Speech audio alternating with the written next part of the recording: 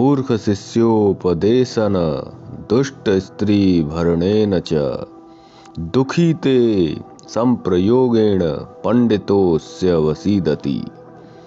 मूर्ख शिष्य को उपदेश देने से, दुष्ट स्त्री का भरण पोषण करने से, दुखी जनों की संगत करने से बुद्धिमान व्यक्ति भी कष्ट उठाता है। आचार्य चाणक्य कहते हैं कि मूर्ख स्त्री को भली बात के लिए प्रेरित नहीं करना चाहिए। इसी प्रकार दुष्ट आचरण करने वाली स्त्री का भरण पोषण करना अनुचित है और दुखी व्यक्तियों के पास बैठने उठने से, उनका व्यवहार करने से बुद्धिमान पुरुषों को भी कष्ट उठाना पड़ता है। इसी बात को अत्यधिक गंभीरता पूर्वक समझते हैं। सोए हुए व्यक्ति को जगाया जा सकता है, जागे हुए को नहीं। इसी प्रकार किसी अज्ञानी को आप ज्ञान का बोध करा सकते हैं, किंतु जो मूर्ख है और स्वयं को ज्ञानी समझता है, उसे आप उसके हित की बात भी कहेंगे तो वह मूर्ख क्रोध अथवा अहंकारवश आपका अहित ही करेगा। इस बात को पंचतंत्र में, जो आचार्य चाणक्य द्वारा ही लिखी गई है, इस कथा के माध्यम से बताया गया है। बरसात के मौसम में कहीं से एक बंदर एक वृक्ष पर आया। चिड़िया अपने घोंसले में दुबकी बैठी थी। बंदर को ठंड से कांपता देख उसे तरस आ गया। चिड़िया ने उसे सीख दी कि तुम्हें ईश्वर ने हाथ दिए हैं, अपना कोई घर क्यों नहीं बनाते।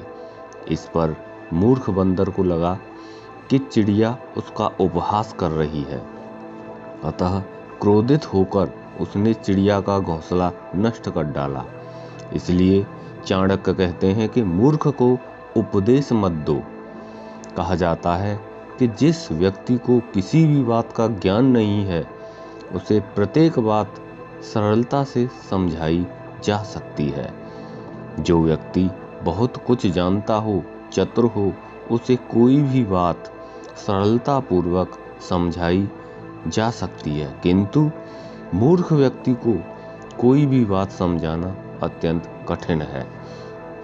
आचार्य चाणक्य का कहना है कि दुष्ट स्त्री का संग करना अथवा उसका पालन पोषण करना भी दुख का कारण बन सकता है।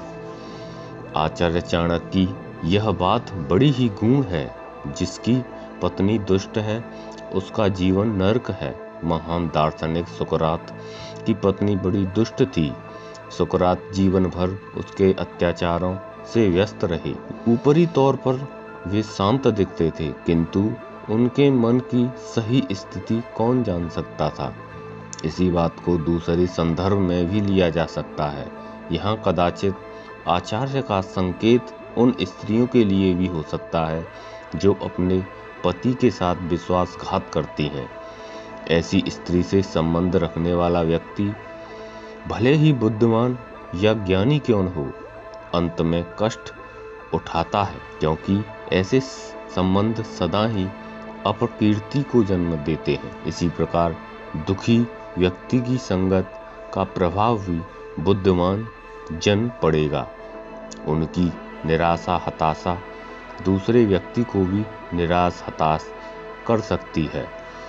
दुष्टा भार्या सठ मित्र भृत्योत्तरदायकः ससर्पे च गृहे वासो मृत्युरेव न संशय। जिसकी स्त्री दुष्ट हो, मित्र नीच स्वभाव के हों, सेवक जवाब देने वाले हों और जिस घर में सर्प रहता हो, ऐसे घर में रहने वाला व्यक्ति निश्चय ही मृत्यु के निकट रहता है। अर्थात ऐसे व्यक्ति की मृत्यु किसी भी समय हो सकती है।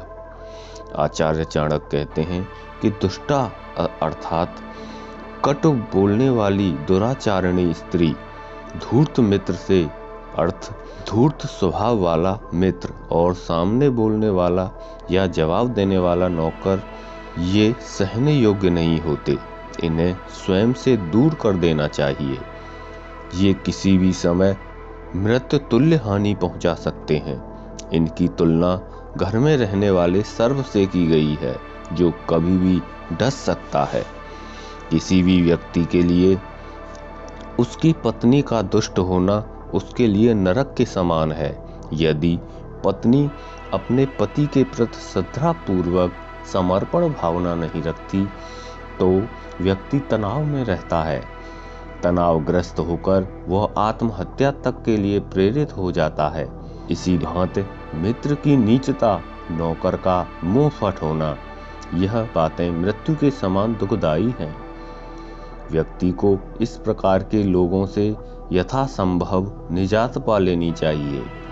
देखने में आता है कि कुछ स्त्रियां इस कदर मुंहफट होती हैं कि पति को उनके संबंधियों और मित्रों के सामने ही झिड़क देती हैं और अपमानित करती हैं। इससे व्यक्ति आहत होता है। कुछ मित्र ऊपर से मीठे बने रहते हैं और पीठ में छुरा घोंपते हैं। नौकर का सामने जवाब देना भी ठीक नहीं, अतः इनसे यथाशीघ्र किनारा कर लेना चाहिए।